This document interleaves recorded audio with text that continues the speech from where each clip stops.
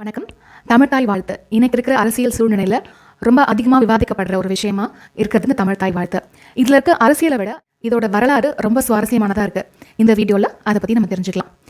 1891ஆம் ஆண்டு மனோன்மணியம் சுந்தரம் பிள்ளை மனோன்மணியம் அப்படின்ற ஒரு நாடகத்தை எழுதினார். இந்த நாடகத்தில் முதல்ல இறை வணக்கத்துக்காக சிவபெருமான நினச்சி ஒரு இறை வணக்க பாடலை வச்சுருந்தார்.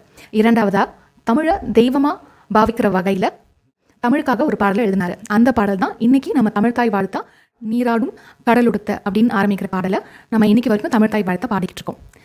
1960 பிற்பகுதியில் தமிழ்நாட்டு அரசியலில் நிறைய மாற்றங்கள் நடந்தது. மாநில மொழிகளை நசுக்கிற வகையில் மத்திய அரசு இந்தி திணிப்பு போன்ற விஷயங்களை ஆரம்பிக்கும் போது இங்கே பல போராட்டங்கள் நடந்தது. அதுக்கப்புறமா 1967 அண்ணாதுரை அவர்கள் முதலமைச்சராக ஆனதுக்கப்புறம் தமிழுக்குன்னு ஒரு பாடல், தமிழ்நாட்டோட அரசு சம்பந்தமான நிகழ்ச்சிகளிலும் பள்ளி கல்லூரிகளில் ஒரு பாடலை நம்ம தேர்ந்தெடுத்து தமிழுக்காக வைக்கணும் அப்படின்ற ஒரு முடிவு எடுக்கப்பட்டுச்சு. இதுக்கு பல பாடல்களை பரிசீலனைக்கு கொண்டு வந்தாங்க. அதில் ஒரு பாடலாக தான் மனோன்மணியம் சுந்தரம் பிள்ளை அவர்கள் எழுதின நீராடும் கடலுடுத்த அந்த பாடலும் தேர்வாச்சு. துரதிருஷ்டவசமாக 1969 அண்ணாதுரை அவர்கள் மறைஞ்சிட்டார். இவரோட மறைவுக்கு அப்புறமா மு. கருணாநிதி அவர்கள் 1970ஆம் ஆண்டு இந்த நீராடும் கடலுடுத்த அப்படின்ற இந்த பாடலை சில திருத்தங்களோட தமிழ் அதிகாரப்பூர்வமான பாடலாக அறிவிச்சாங்க.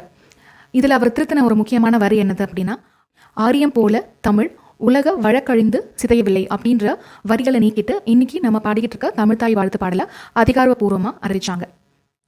ஆனால் அப்பொழுதும் இது மாநில அரசின் தமிழ்த்தாய் வாழ்த்து பாடல் என முறைப்படி அவங்க அறிவிக்கவில்லை. 2018 ஒரு நிகழ்ச்சியில் தமிழ்த்தாய் வாழ்த்து பாடும்போது மடாதிபதி விஜயேந்திர சரஸ்வதி அவர்கள் எழுந்து நிற்காம உட்கார்ந்திருந்தது அவர் மேல ஒரு வழக்கும் தொடரப்பட்டது. ஆனால் உயர்நீதிமன்றத்தோட மதுரை கிளை நீதிபதி சுவாமிநாதன் அவர்கள் தமிழ்த்தாய் பாடல் இறை வணக்க பாடல், அது தேசிய கீதம் அல்ல, அதனால அதற்கு எழுந்து நிற்காதது ஒரு குற்றம் அல்ல அப்படின்னு அந்த வழக்கில் தீர்ப்பளிச்சிருந்தாங்க. இதை தொடர்ந்து நவம்பர் 17ஆம் தேதி 2021 முதலமைச்சர் மு. க. ஸ்டாலின் அவர்கள் தமிழ்த்தாய் வாழ்த்து தமிழ்நாட்டின் அரசு பாடலாக சட்டசபையில் அறிவித்தார். அதற்கான நெறிமுறைகளும் பின்னர் தீர்மானித்து வகுக்கப்பட்டுச்சு. அதற்கு உரிய மரியாதை அளிக்க நெறிகளும் உருவாக்கப்பட்டுச்சு. இந்த வீடியோ உங்களுக்கு இன்ஃபர்மேட்டிவாக இருக்கும்னு நம்புகிறோம். மீண்டும் இன்னொரு வீடியோவில் மீட் பண்ணுவோம்.